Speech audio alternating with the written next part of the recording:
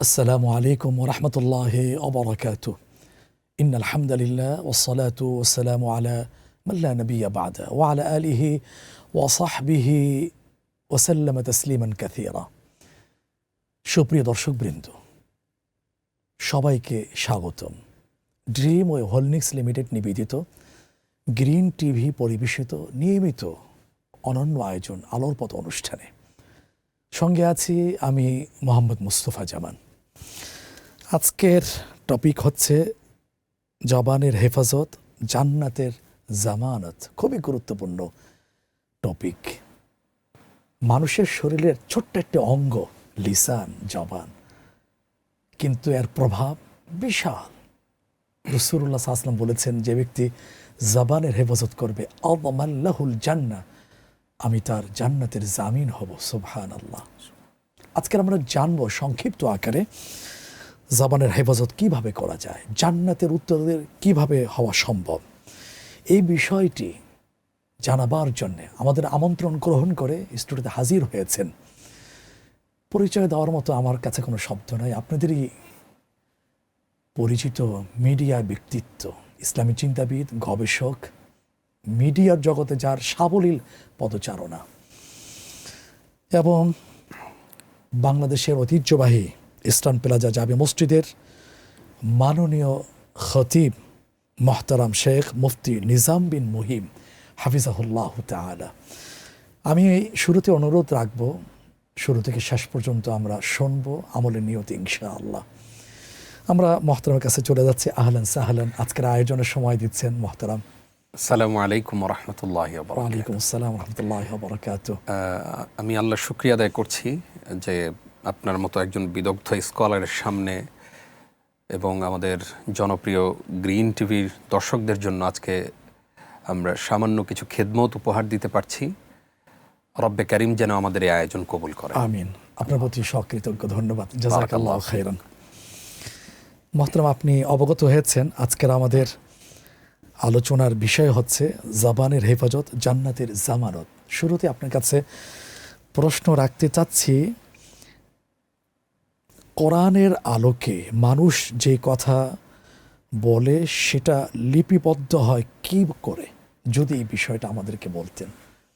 ইন্নাল হামদুলিল্লাহ ওয়াসসালাতু ওয়াসসালামু আলা রাসূলিল্লাহ ওয়া বা'দ।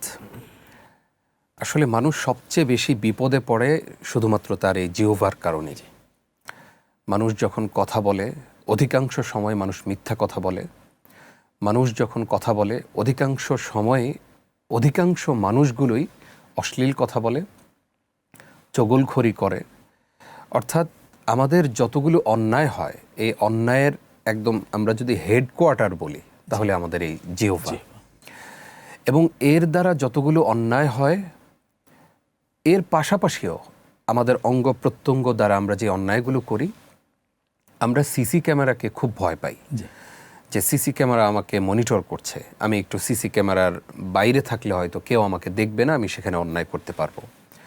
অথচ আল্লাহ রাব্বুল আলামিন কোরআনুল কারীমে বলছেন, মা ইয়ালফিযু মিন কাওলিন ইল্লা লাদাইহি রাকীবুন আতীদ, যে আমরা যাই করি না কেন, আমরা যেই কথা বলি, সেই সব কিছু একজন ফেরেশতার মাধ্যমে আল্লাহ তাআলা লিপিবদ্ধ করছেন।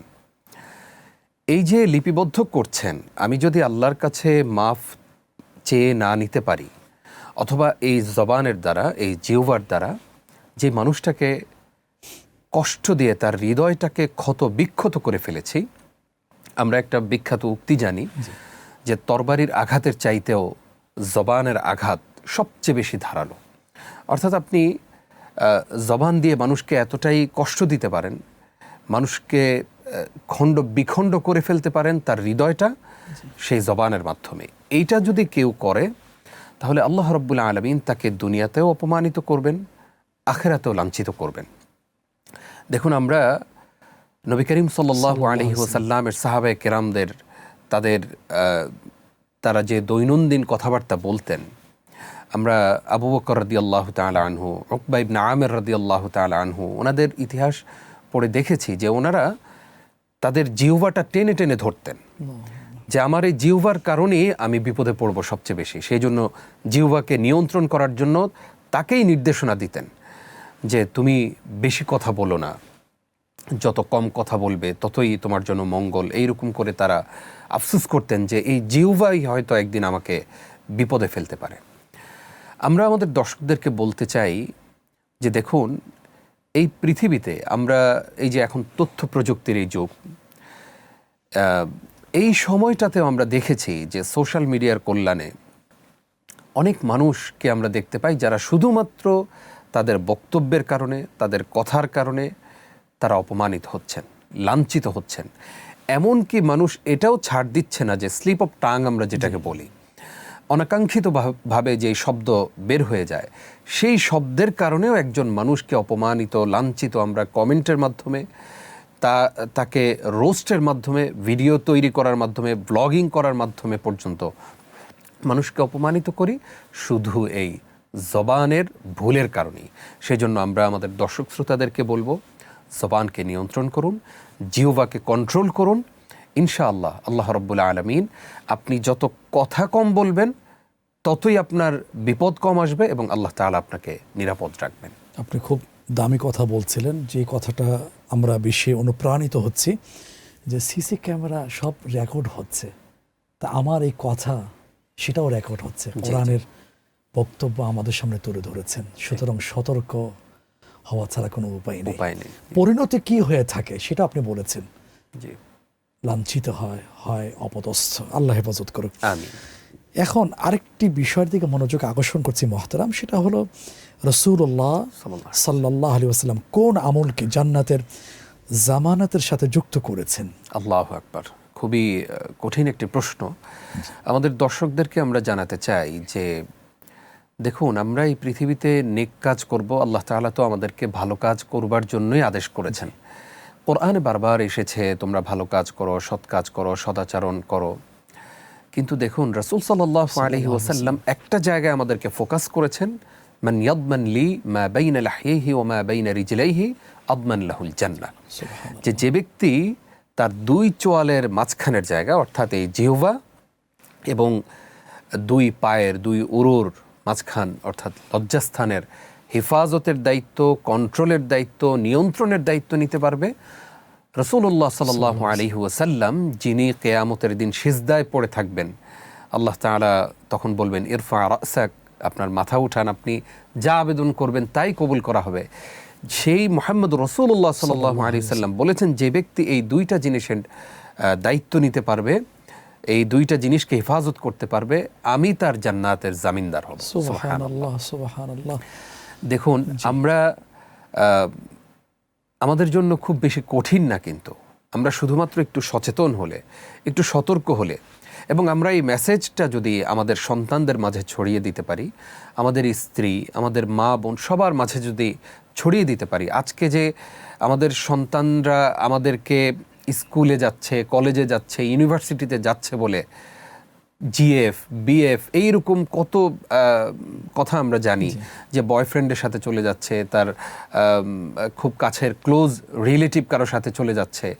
জবানের হেফাজত ছাড়া, লজ্জাস্থানের হেফাজত ছাড়া জান্নাতের সুপারিশ কোনো দিন রাসূল সাল্লাল্লাহু আলাইহি ওয়াসাল্লাম করবেন না। সেই জন্য আমরা এই মেসেজটুকু পৌঁছে দিতে চাই, আসুন মাত্র এই দুইটা জিনিসকে আমরা নিয়ন্ত্রণ করি, ইনশাআল্লাহ নবীজির সুপারিশ কিয়ামতের দিন আমাদের সৌভাগ্যে আসবে ইনশাআল্লাহ। ইনশাআল্লাহ, ইনশাআল্লাহ। এরপরে আরেকটি প্রশ্ন, সেটা হলো গীবত বা পরনিন্দা সম্পর্কে কোরআন কিভাবে সতর্ক করেছেন? যদি আপনি বলেছেন, আলাদা প্রশ্ন আপনার কাছে একটু জানতে চাচ্ছি। জাযাকাল্লাহ খাইর। গীবতটা আমাদের কাছে ঘি ভাতের মতো, মানে আমরা যখন মহতারাম আমরা শুনবো ইনশাআল্লাহ জি জি বিরতি থেকে ফিরে এসে। প্রিয় দর্শক, আপনার তন্ময় হয়ে শুনছিলেন মহতারামের জ্ঞানগর্ভ আলোচনা। সময় হয়েছে ছোট্ট একটা বিজ্ঞাপন বিরতি যাবার, ফিরে আসছি, আমাদের সাথেই থাকুন।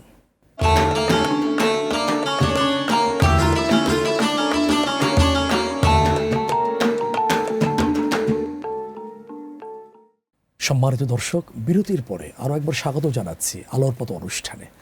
সঙ্গে আছি আমি মোহাম্মদ মোস্তফা জামান। আজকের আলোচনার বিষয় জবানের হেফাজত, জান্নাতের জামানত। এই বিষয়ে দালিলিক আলোচনা উপহার দিচ্ছেন মোহতারাম মুফতি নিজাম বিন মুহিন হাফিজাহুল্লাহ তাআলা। আমরা বিরতির আগে আলোচনা শুনছিলাম, সে আলোচনায় ফিরে যাচ্ছে। জি মোহতারাম, সুন্দর আলোচনা আপনি শুরু করেছিলেন, বাকি আলোচনা। আমরা গীবত নিয়ে আলোচনা শুরু করেছিলাম। আমরা বলেছি যে গীবতটা আমাদের কাছে ঘি ভাতের মতো, অর্থাৎ এটা যত চর্চা করতে পারি তত আমাদের কাছে খুব মজা লাগে, মনে হয় আরও একটু বলি। আমরা সেটা অফিসে দেখি, সেই গীবতের চর্চা, একজন কলিগ আরেকজনের কলিগের পেছনে তার সমালোচনা করছেন, গীবত করছেন। আমরা সেটা পরিবারের মধ্যেও চর্চা হতে দেখি। এক সন্তানের ব্যাপারে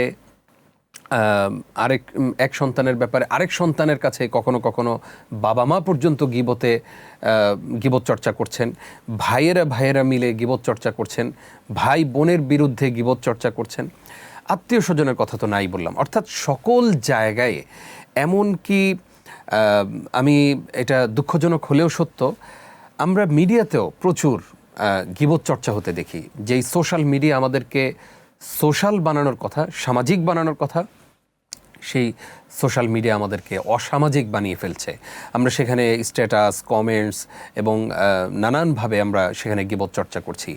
অথচ আল্লাহ রাব্বুল আলামিন কোরআন আল কারীমে সূরা হুজুরাতের 12 নম্বর আয়াতে বলছেন, ওয়ালা ইয়াগতাব বা'দুকুম বা'দা আইয়ুহিব্বু আহাদুকুম আন ইয়াকুলা লাহমা আখিহি মাইতান ফাকারিহতুমু, যে তোমরা গীবত চর্চা করো না। তোমরা যদি গীবত চর্চা করো, তার মানে তোমরা কি তোমাদের মৃত ভাইয়ের গোশত খেতে পারবে? এটা তো আমরা কেউ খেতে পারবো না। এটার সহজ একটা উদাহরণ যদি আমরা এমনিতে দিতে চাই, যে একজন মানুষ আমার বাসায় আসলো, সে আমার বাসায়, তাকে দরজা আটকিয়ে তাকে মেরে ফেলা হলো। এবার তার গোশতগুলো যদি সবাইকে বলা হয় যে তোমরা খাবলে খাও, কেউ কি খাবে? কোনো দিনই খাবে না। অথচ ওই মানুষটাকে একটা রুমের মধ্যে রেখে আমরা বাইরে বসে পর্যন্ত তার সাথে তার গীবত চর্চা করছি, অথচ তার সামনে গিয়ে ভালো সাচ্ছি যে ভাই আপনিই ভালো, আপনি সবচেয়ে ভালো কথা বলেন। এই গীবত চর্চা থেকে যদি আমরা বেরিয়ে আসতে না পারি, আমাদের পরিবারের মানুষগুলো কলুষিত হবে, আমাদের সমাজের মানুষগুলো কলুষিত হবে। একটা পর্যায়ে এমন হবে যে আমাদের আচরণের মধ্যে দ্বিচারিতা একদম আমাদের রক্তে মিশে যাবে। সামনে একরকম কথা, পেছনে আরেক রকম কথা। এইরকম যদি আমরা করি, তাহলে আসলে প্রকৃত ভালো মানুষ এই সমাজে থাকবে না, বেরিয়ে আসবে না। প্রকৃত ভালো মানুষের সান্নিধ্য আমরা লাভ করতে পারবো না। সেই জন্য গীবত থেকে বেরিয়ে এসে আল্লাহর আযাবের কথা স্মরণ করে আমরা যেন গীবত, পরনিন্দা, পরচর্চা থেকে বেরিয়ে আসতে পারি। আল্লাহ আমাদেরকে সে তৌফিক দান। আমিন আমিন। আপনি সুন্দরভাবে আমাদেরকে নসিহা করছেন, সতর্ক করছেন, জাযাকাল্লাহ খাইরান। এরপর আরেকটা বিষয় মোহতারাম, সেটা হলো অপ্রয়োজনীয় কথা বলা কি ঈমানের পরিপন্থী? আপনি কি মনে করেন? দেখুন, আমরা সবাই জানি যেমন সমাতা নাজা, যে চুপ থাকলো সেই মুক্তি পেল। আর নবী করিম সাল্লাল্লাহু আলাইহি সাল্লাম বলেছেন, মান কানা ইউমিনু বিল্লাহি ওয়াল ইয়াউমিল আখির ফালইয়াকুল খায়রান আও লিয়াসমুত, যে আল্লাহ এবং তার রাসূলের প্রতি যে ঈমান রাখে, বিশ্বাস রাখে, সে যখন কথা বলবে, হয় সে ভালো কথা বলবে, আর না হয় সে চুপ থাকবে। কিন্তু আমরা কথা শুরুই করি মন্দ কথা দিয়ে। আমরা অনেক সময় ধৈর্যচ্যুতি যখন আমাদের ঘটে, যখন আমরা মেজাজ হারিয়ে ফেলি, তখন আমরা মানুষকে গালাগাল দিয়ে কথা বলি। মুনাফিকের যতগুলো আচরণ আছে, আমাদের অধিকাংশ মানুষের মধ্যে আমরা সেই আচরণ লালন করি। আমরা কথা বলার ক্ষেত্রে মিথ্যা কথা বলি, আমরা ওয়াদা দিয়ে রক্ষা করতে পারি না, আমরা অশ্লীল কথা বলি, মানুষকে গালাগালি করি। এই কাজগুলো যখন আমরা করব, তখন তো আমাদের জবানের নিয়ন্ত্রণ থাকবে না। এবং জবানের নিয়ন্ত্রণ না থাকলে, আপনি যেটা শুরুতেই বলেছেন যে জান্নাতের জামানত, এই জবানের হেফাজত যদি আমরা করতে পারি, তো আমরা আমাদের দর্শকদেরকে বলবো যে যদি আপনার মনে হয় যে আপনি 5 মিনিট কথা বললে 3 মিনিটই আপনার মিথ্যা কথা বলতে হবে, অশ্লীল কথা বলতে হবে, আপনি কথা বলবেন না। আমরা যেমনিভাবে রমাদানে আমাদের দর্শকদেরকে সতর্ক করেছিলাম যে যখন তোমার সাথে কেউ ঝগড়া করতে আসবে, তখন তুমি বলবে ইন্নী সাইম, আমি রোজাদার। ঠিক তেমনিভাবে আমরা আমাদের দর্শকদেরকে জানাতে চাই, যখন আপনি কথা বলবেন, ভালো কথা বলবেন, না হয় আপনি চুপ থাকবেন। কারণ আমাদের প্রতিটি কথা লিপিবদ্ধ হচ্ছে, এবং আল্লাহ তাআলা কিয়ামতের দিন আমাদের আমলনামা হাতে দিয়ে বলবেন, ইকরা কিতাবাক কাফা বিনাফসিকা আল-ইয়াওমা আলাইকা হাসিবা। তুমি তো দুনিয়াতে অনেক পটর করেছো, অনেক কথা বলেছো, তাহলে আজকে তোমার কিতাব তোমাকে দেয়া হলো, তোমার আমলনামা তোমাকে দেয়া হলো, এখন তুমি তোমার হিসাব দেওয়ার জন্য যথেষ্ট। সেজন্য আমরা কথা বলার ক্ষেত্রে সতর্ক থাকব। মানুষকে নাসিহা করার আগে নিজেকে সেই নাসিহা অনুযায়ী নিজের জীবনটাকে গঠন করার চেষ্টা করব, জবানকে নিয়ন্ত্রণ করব, তাহলে ইনশাআল্লাহ সুন্দর একটি জীবন শেষ করে আমরা আল্লাহর কাছে ফিরে যেতে পারবো এবং হিসাব দেয়াটা আমাদের জন্য সহজ করবেন আল্লাহ সুবহানাহু ওয়া তাআলা। ইনশাআল্লাহ আল্লাহ সেই জীবন আমাদেরকে নসিব করুন, আমিন। আল্লাহুম্মা আমিন। মোহতারাম, এরপরে আরেকটি বিষয় জানতে চাচ্ছি, সেটা হলো কিয়ামতের ভয়াবহ দিনে মানুষের সবচেয়ে বেশি কোন জিনিসের কারণে শাস্তি হতে পারে? আমরা যদিও বিভিন্ন আঙ্গিকে কথাটা আসছে, জি, জি। তারপরও আমরা আরো সতর্ক হওয়ার জন্য জি জি আলাদাভাবে আপনার কাছে প্রশ্ন রাখছি। জি আমরা আমাদের দর্শক শ্রোতাদেরকে বারংবার যে বিষয়টা সতর্ক করে আসছিলাম, সেটি হচ্ছে যে আপনারা জবানের নিয়ন্ত্রণ করুন। কেননা আমরা যদি জিহ্বার নিয়ন্ত্রণটা করতে পারি, আমার দ্বারা কথা কম হবে, অপরাধ কম হবে। আমরা আজকে যদি থাকি গুলশানে, কোনো একটা কাজে আমার হয়তো ফার্ম গেটে যাওয়ার কথা ছিল, ফার্ম গেটে থেকে যেই মানুষটা আমাকে ফোন করে বলছে ভাই আপনি কোথায়, আমি তাকে বলছি ভাই এই তো একদম কাছাকাছি চলে আসছি, আর হয়তো 20 মিনিট লাগবে, অথচ আমি গুলশানে আছি, থাকি গুলশানে, বলি সদরঘাটে। এইরকম করে আমরা মিথ্যা চর্চা করি। এই মিথ্যা চর্চার কারণেই, এই জবানের কারণেই কিয়ামতের দিন আমাদেরকে সবচেয়ে বেশি বিপদে পড়তে হবে। কারণ আমরা অতিরিক্ত কথার কারণেই অতিরিক্ত ভুল হয়, অতিরিক্ত গুনাহ হয়, এর দ্বারাই কিয়ামতের দিন আমাকে আল্লাহ রাব্বুল আলামিন ধরবেন, পাকড়াও করবেন, এবং তখন কিন্তু আমার জবাব দেওয়ার কোনো সুযোগ থাকবে না। আল্লাহ যেন আমাদেরকে হেফাজত করেন। অনেক ধন্যবাদ মোহতারাম, আপনার সাবলীল ভাষায়, পরিচ্ছন্ন কথায় আপনাদের বারাকাল্লাহু ফিকা, আকরামাকাল্লাহ। আমাদেরকে বুঝিয়েছেন, আমরা উপকৃত হয়েছি। বারাকাল্লাহু ফি ইলমিক, আল্লাহ তাআলা আপনার ইলমে বারাকাত দান করুন। আমিন। অনেক অনেক শুকরিয়া। জাযাকাল্লাহ। দেখা হবে কোনো পর্বে ইনশাআল্লাহ। ইনশাআল্লাহ। আমাকে আপনাদের গ্রিন টিভির এই জনপ্রিয় এই আয়োজনে আমন্ত্রণ জানানোর জন্য আপনাকে এবং কর্তৃপক্ষকে ধন্যবাদ জানাচ্ছি। আপনাকেও জাযাকাল্লাহু খাইরান। বারাকাল্লাহু ফিক। প্রিয় দর্শক, আমরা মুগ্ধ হয়ে মোহতারামের পরিচ্ছন্ন আলোচনা শুনছিলাম। আমাদের তো প্রত্যাশা হলো সেই চিরস্থায়ী সুখের জায়গা জান্নাত। একদিক থেকে জান্নাতে যাওয়া কিন্তু কঠিন নয়।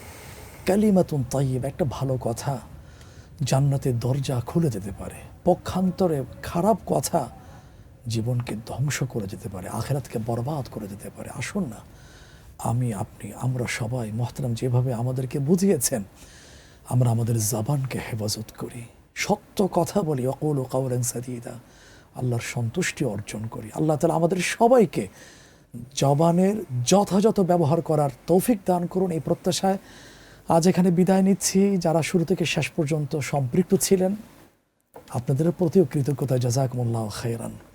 আগামী পর্বে নতুন কোনো বিষয় নিয়ে, নতুন কোনো অতিথি নিয়ে দেখা হবে। আল্লাহ হাফিজ। আসসালামু আলাইকুম ওয়া রাহমাতুল্লাহি ওয়া বারাকাতুহু।